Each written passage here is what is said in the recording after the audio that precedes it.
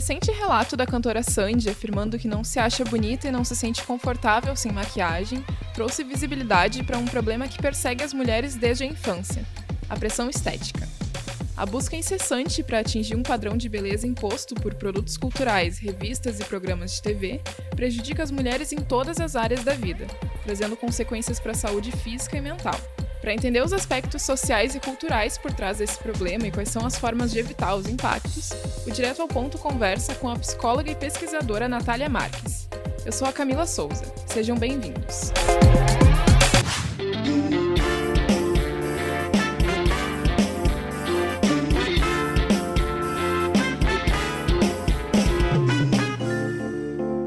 Olá, Natália, seja bem-vinda ao Direto ao Ponto. Obrigada por aceitar o convite para conversar com a gente. Para dar início à nossa conversa, então, eu quero te perguntar como que a busca incessante para alcançar esse padrão de beleza pode prejudicar a saúde mental e física das mulheres.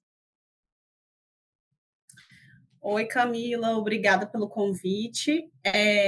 Esse é um tema que vem sendo perseguido pelas ciências humanas, pela psicologia, especificamente nos últimos anos, porque principalmente a partir do século XX, né, com o desenvolvimento da indústria da beleza, a beleza ela se tornou um referencial hegemônico na expectativa do que a mulher precisa ser, né? Então, enquanto antes ela era tratada apenas como uma característica que potencialmente presente entre mulheres, no decorrer do século XX ela começa a se tornar uma exigência naquele referencial da beleza como um capital matrimonial, ou seja, era passível de se casar e, portanto, de serem realizadas e concretizadas na sua existência enquanto mulheres, caso fossem belas.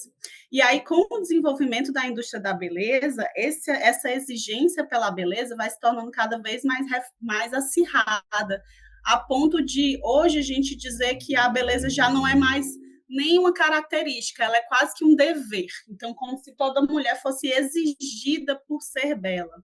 E essa exigência, ela atinge um patamar inalcançável. A gente nunca consegue chegar à expectativa do que é o auge da beleza. Então, quando esse lugar aquele referencial da beleza a gente se aproxima dele, ele muda, ele se distancia. Então, em termos de impactos, isso significa que, em última instância, a gente é socializada naquela perspectiva de que não somos o suficiente, de que não somos boas o bastante, de que estamos sempre deixando a desejar. Isso traz um impacto muito severo na autoestima, na autoconfiança de mulheres, um adoecimento físico e mental, a ponto de hoje a gente ter cada vez mais casos, inclusive, de mortes de mulheres passando por procedimentos estéticos, nessa expectativa, né, de se aproximar de um referencial estético inatingível.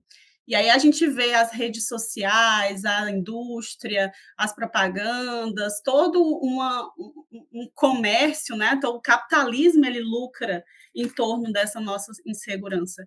Então, tem toda uma pedagogia aí, uns produtos da cultura circundando a mulher e lhe colocando esse referencial de que ela precisa, é exigido dela essa aparência naquele referencial ideal, que é magro, que é jovem, que é branco e que não pode mudar apesar da idade. Então, a gente sempre em busca de manter uma juventude independente de quantos anos a gente tem, se submetendo, às vezes, a procedimentos arriscados, né? Então, os impactos são realmente severos, a gente tem estudos indicando desenvolvimento de transtorno alimentar, os casos de ansiedade e depressão, eles são sempre maiores em mulheres, e a gente sabe que isso não tem relação com características biológicas, mas sim com características culturais. E essas expectativas em torno da beleza, elas compõem um forte ponto nessa dimensão de como a cultura afeta a nossa saúde mental. Olha, se antes a imposição do corpo perfeito vinha somente através das revistas, da televisão, Hoje a internet também é um meio que intensifica essa pressão estética. Então, como você avalia o impacto das redes sociais e principalmente do Instagram na autoestima das mulheres? Pois é, Camila, as redes sociais, elas trazem essa exigência, acho que mais próximo do cotidiano e mais intensamente.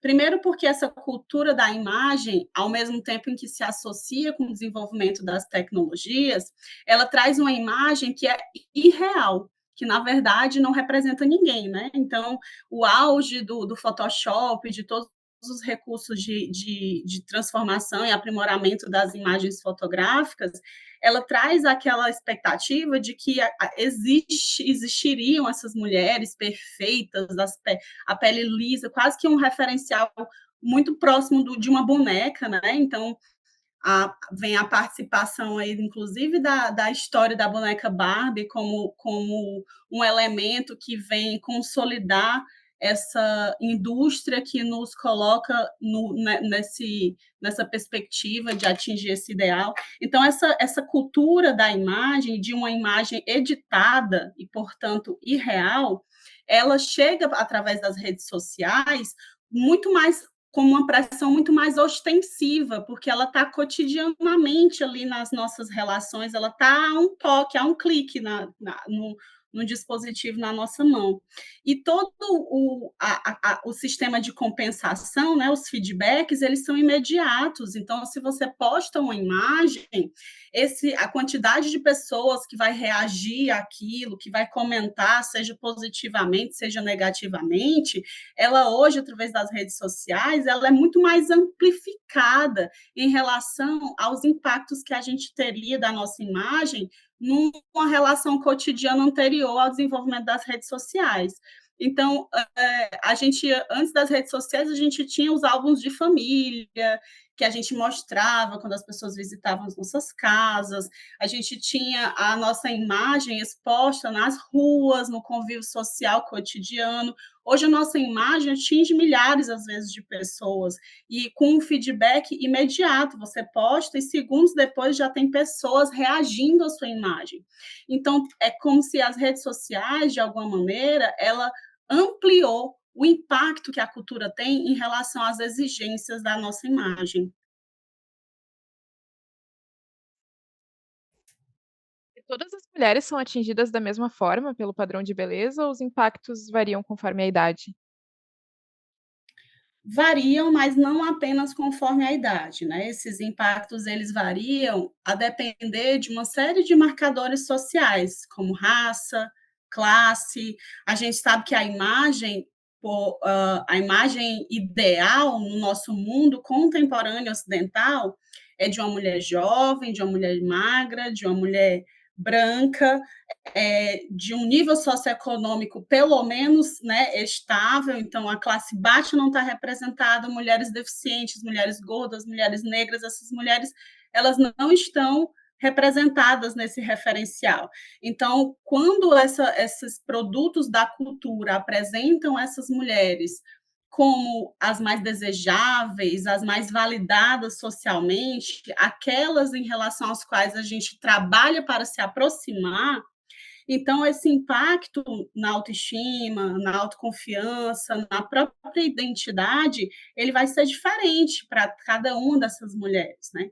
Então, a gente vê hoje que com o desenvolvimento, inclusive, das tecnologias médicas e da indústria cosmética e estética, a gente vê transformações, né, cirurgias e procedimentos em que a impressão que dá é que os rostos estão ficando cada vez mais padronizados, né? Como se aquele maxilar marcado, os lábios mais volumosos, o nariz fino, os cílios longos, a bochecha, né, marcando ali, então as bichectomias aumentaram.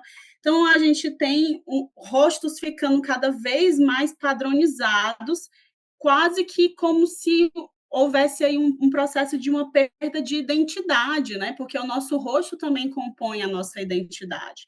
E esse rosto ele vai se massificando na direção de um alvo que está sendo perseguido, mas que em algum momento, muito breve, vai ser transformado de novo.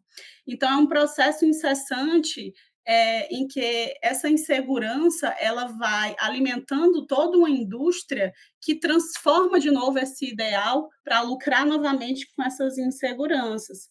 E essas inseguranças, obviamente, elas vão ser mais ou menos sentidas a depender do quanto essas mulheres acumulam elementos que as distanciam desse referencial hegemônico de beleza do momento presente. Você comentou no início da nossa conversa sobre a pressão estética relacionada à boneca Barbie, né, que está muito presente na infância. Então, como que essa pressão afeta crianças e adolescentes que estão passando pelo processo de construção da própria imagem?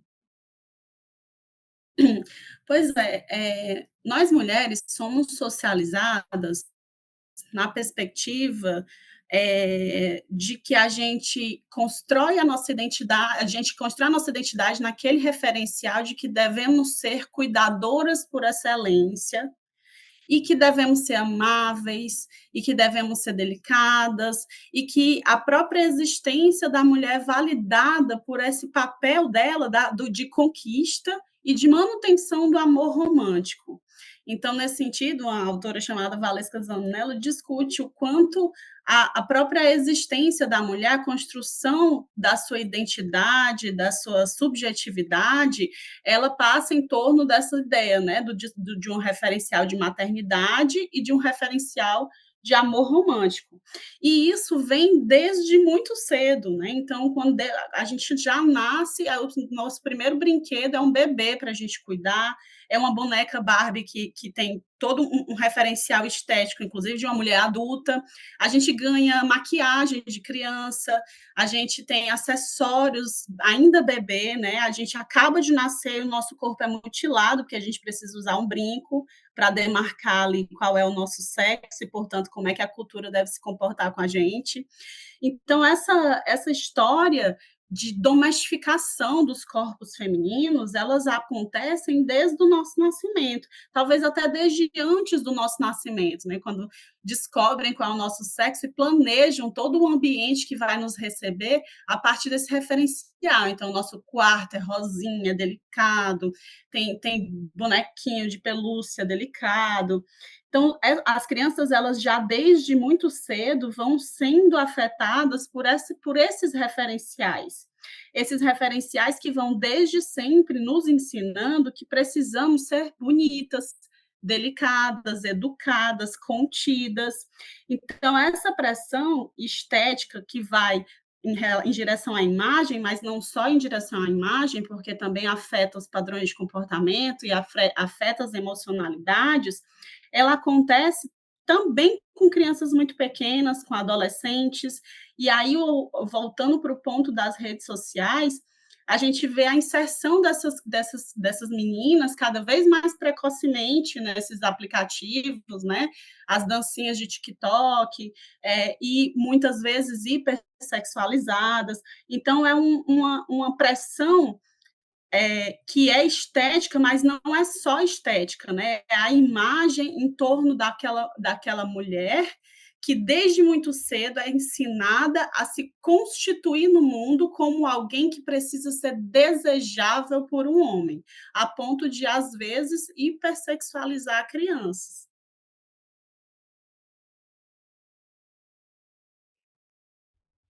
Existem formas de evitar os impactos dessa pressão estética antes que ela evolua para doenças e até transtornos alimentares? Quais são as recomendações?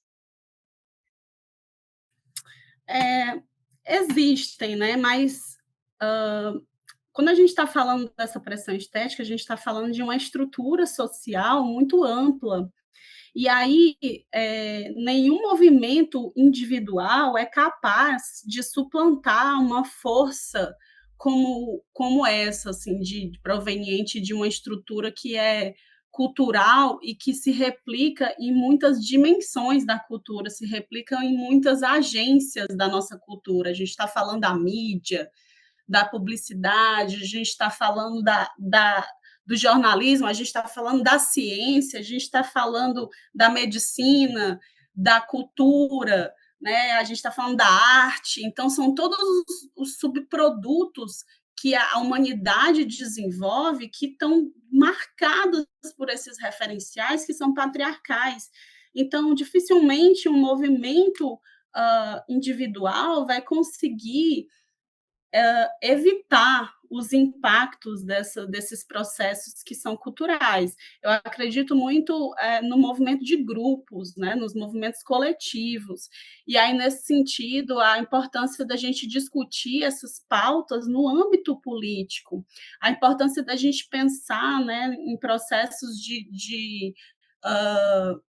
de representação política de mulheres nessa linha, né, de legislar em relação às mídias, em relação à indústria. A gente tem uma indústria cosmética que, para baratear mercadorias e vender para toda a população, não só para as mais abastadas, inclui elementos, inclusive, tóxicos nos seus produtos, né? Tem matérias e publicações, né, demonstrando essa relação, presença de elementos como chumbo nas maquiagens, que não são adequados à saúde. Então, cadê as legislações em torno disso? Cadê a fiscalização em torno dessas dimensões? Então, essas transformações, eu penso que elas precisam acontecer muito no nível dos movimentos políticos coletivos. Agora, claro, existem ações individuais que a gente pode tomar, especialmente em relação a crianças, né? Então, quando eu estava falando agora há pouco, quanto a nossa socialização desde sempre nos ensina que a gente precisa aprender a ser bonita e desejável, na perspectiva de ser algum dia escolhida por um homem. E o quanto, às vezes, a gente, no jeito como a gente lida com as nossas crianças, sem querer, vai construindo esse referencial. Então, por exemplo, maquiagem. Maquiagem não é um item de brinquedo de criança. Por que só meninas vão ganhar bonecas? Boneca não é um brinquedo? Por que meninos também não ganham bonecas e bonecos para brincar?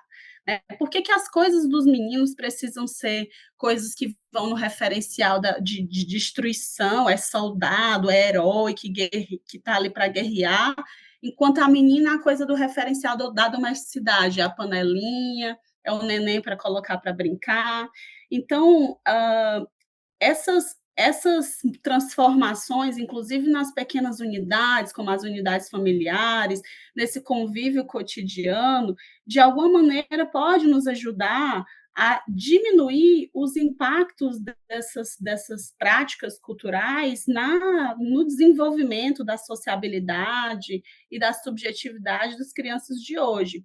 Mas eu destaco a importância de que a gente se movimente coletivamente e politicamente nessas direções.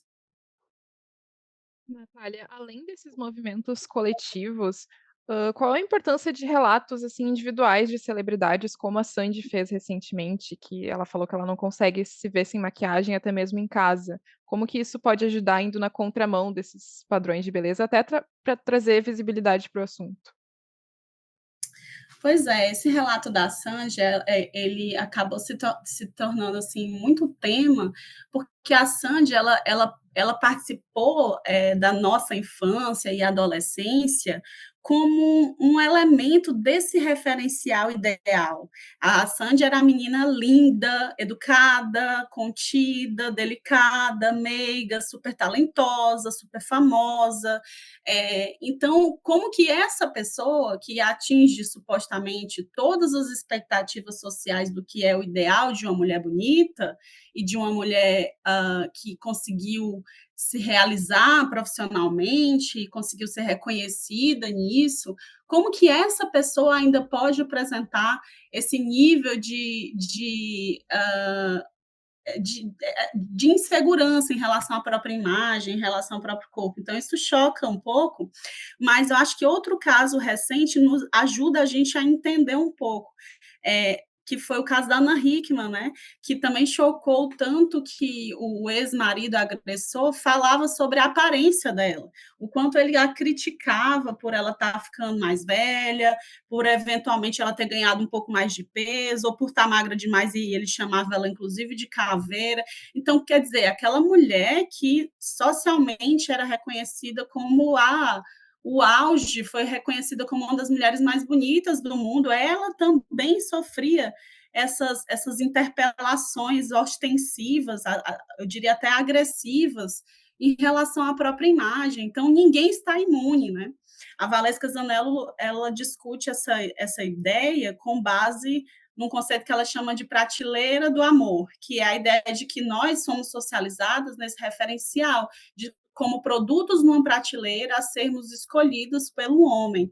E esses produtos, alguns estão um pouco mais à frente na prateleira, porque estão um pouco mais próximo do ideal hegemônico de beleza, né? Então, são as mulheres magras, as jovens, as brancas, outras estão um pouco mais atrás na prateleira. Mas ninguém está bem na prateleira do amor, porque estar na prateleira do amor já é violento. Estar nesse lugar de precisar ser validada a partir do olhar de um desejante de um homem, isso já é violento. E somos socializadas nesse referencial. E por isso mesmo rivalizamos entre nós, porque precisamos ser escolhidas, então a outra não é a nossa parceira, é a nossa concorrente. Então, quando a Sandy traz um relato como esse, de alguma maneira, é importante porque ajuda a gente a reconhecer que o nosso sofrimento, nesse sentido, nesses temas, é um sofrimento humano compartilhado por muitas mulheres, mesmo por aquelas que eventualmente nós julgamos como muito superiores ou melhores do que nós. Elas também estão sofrendo essas pressões, essas dificuldades em lidar emocionalmente com essas dimensões.